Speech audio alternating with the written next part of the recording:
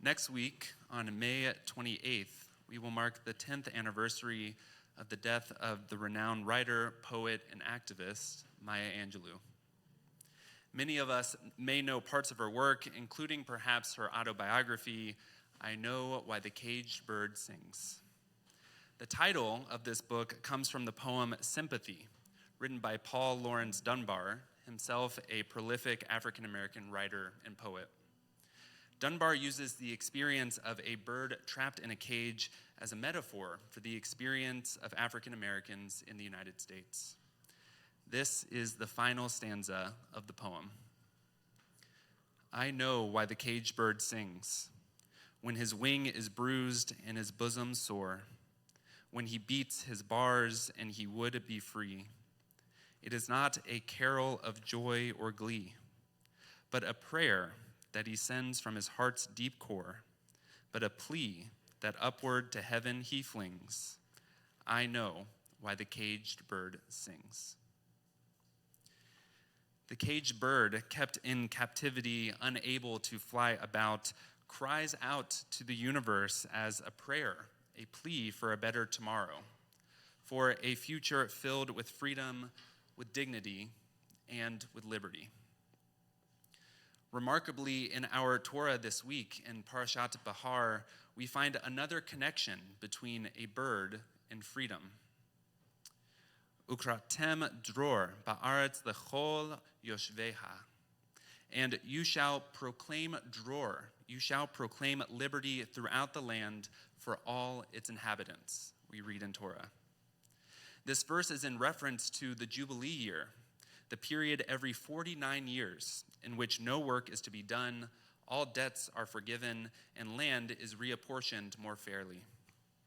This proclamation of dror, of liberty, is concerned with a societal-wide reckoning and addressing of the ways in which we treat one another, ensuring that each individual is in control of their lives.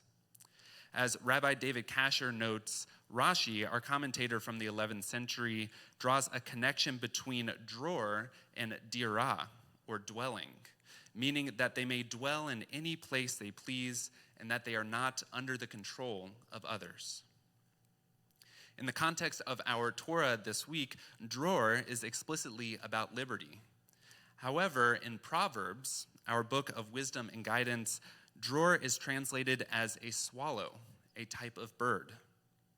Katzipor lanud, kadror lauf. As a sparrow must flit and a swallow must fly. Ibn Ezra, writing in the 12th century, notes both of these definitions. Quote, the meaning of the word dror is known. It means liberty. And the flying swallow, dror, refers to a small bird that produces music when it is free. Ibn Ezra draws the connection for us, defining dror as both liberty and as a bird, a swallow that sings when it's free.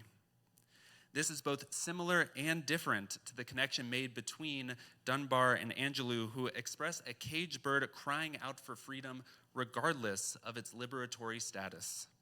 It is a relentless cry, a prayer for that dror, that bird, to experience dror, true liberty. In a much more modern context, this verse from our Torah, and you shall proclaim liberty throughout the land for all its inhabitants, may be familiar to those of us who have visited the Liberty Bell in Philadelphia. This verse was chosen as the inscription on the bell by the Speaker of the Pennsylvania Assembly, Isaac Norris, in 1751, in order to honor the ideas of religious liberty and political self-government. Of course, those democratic ideas did not extend to enslaved Africans at the time. This inscription, however, eventually became an important rallying cry for abolitionists fighting to end slavery in the United States. And we hear echoes of this call in the Reverend Dr. Martin Luther King Jr.'s famous I Have a Dream speech, in which he preaches to let freedom ring from all across the country. And yet, for as much as this verse from Torah has been woven into our country's fabric, we remain so incredibly far from everyone, every person, being able to truly feel that proclamation of liberty.